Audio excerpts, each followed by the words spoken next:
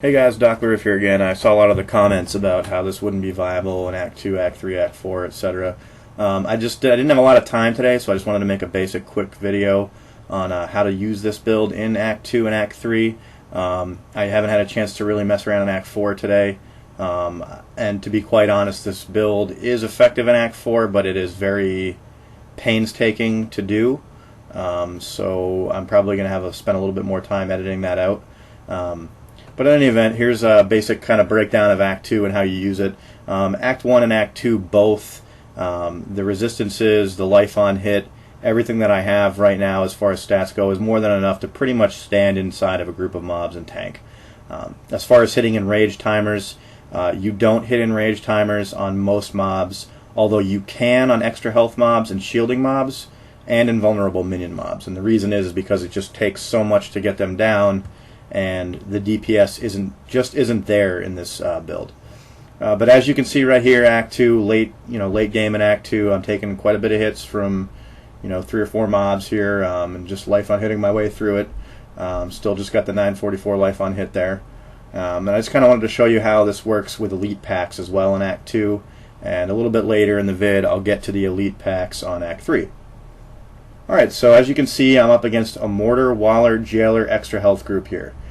This is actually a good group to kind of show you how this works because it has the extra health I talked about.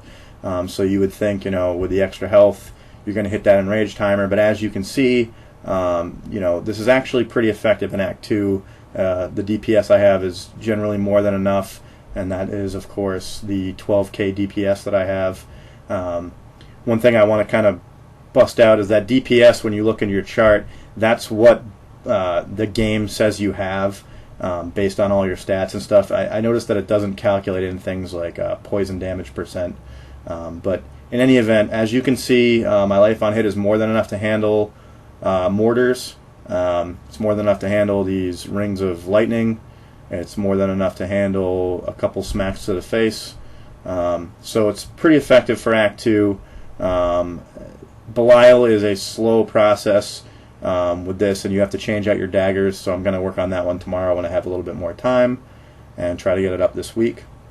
And now I just kind of want to show you some Act 3 elite mobs and how to play Act 3 in general. And I also want to show you a couple mistakes that you can make with this build. The first mistake is right here. I forgot to bring my dagger and my offhand that I normally have with me, and as a result I lost a treasure goblin when I was recording for this video. What I normally do is I have my higher DPS 945 DPS one-hander that has fast attack speed, and I keep an asp on me that has either gold find or magic find. The asp that I use has plus 112 to 363 damage on it, so I'll go over the different asps and main hand weapons that I use right now in Act 3. As you can see, this one's pretty good. It's got some magic find on it. This one's my mana regen one, and this one's my magic find. The first one was my gold find. But as you can see, they all have a high damage bonus. I use them in conjunction with this weapon, and you'll notice that when I switch out my weapon shield combo, I lose about 300 life on hit, but I gain over 8k DPS right off the bat just by switching that out. So when you're facing a single mob like a treasure demon, or just a mob that will one-shot you if it gets too close, or even the last mob in a group of elites, it helps a lot. Alright, now as you can see, this is the basic trash that you run into in Act 3. And what you want to do on these ones is you want to ignore the little guys and go for the things that are really going to mess you up, and that's that Fallen Prophet. Fallen Prophets are a pain in the butt to deal with because they keep rezzing things, and if they hit you hard enough, you can die. I also wanted to give you an example right here of what kind of damage you can expect to sustain in Act 3, even with the amount of resists and armor and block percentage that I have. And the way I do that is I go ahead and I'm going to take a hit from this Colossal Golgor, or whatever it's called here, just to kind of show you that no matter what you stack, it really doesn't matter. And there you have it. Yeah, pretty much a giant smack to the face will kill you in Act 3 even, so you just got to be careful for that. For these ones, just kite them around a little bit. Also in Act 3, when you're doing some of the farming here, there's a lot of different areas that have terrain features like this. You'll notice on the stairs it's kind of a choke point. Think the movie 300. your enemies are just funneling into your rain of toads and they're dying. So normally I would go for the prophets in the back first here, but on this one I'm just going to use the staircase, use the terrain to my advantage, choke off the mobs. That way I don't have to worry about taking too much damage, which in a very large group like this, it is possible to get hit pretty hard, even with all the life on hit I have. And that's because, you know, if one of these guys is hitting you for a fifth of your life, even if you get 2 or 3 blocks off, if there's, you know, 6, 7, 8 of them hitting you at once, it's pretty much feels about the same as a one-shot, even if it's technically not a one-shot. So you just want to be careful when you run into very large groups like that.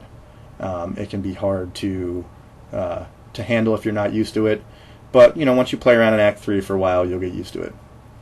Alright, and here's an elite pack that I actually died to twice, and that's why I wanted to show it to you, is because I made a couple mistakes and I wanted to show you what not to do.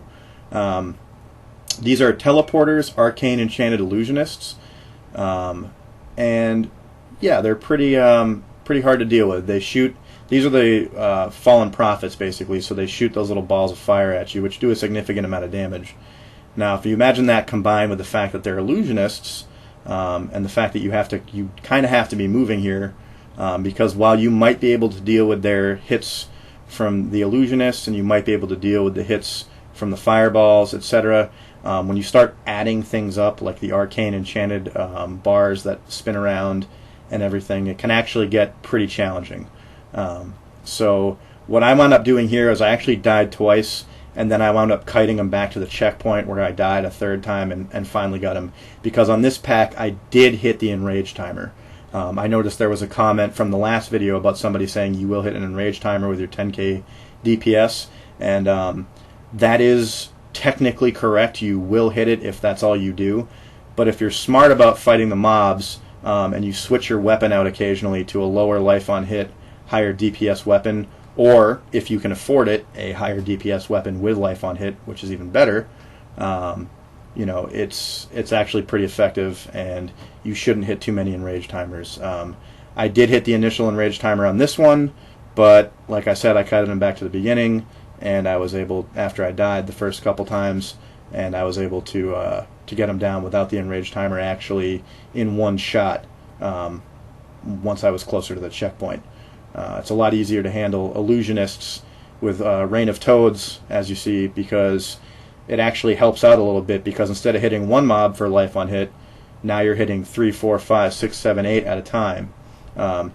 It just kind of stinks with them being teleporters, because, you know, the game's a little slow to respond when you're clicking, and if you're not super fast with your mouse, you can run into some problems there. But yeah, as you can see right here, I've got them down to the last mob. Oh, actually, I'm sorry, I forgot to mention too, these are fast. So that pretty much takes kiting out of the equation.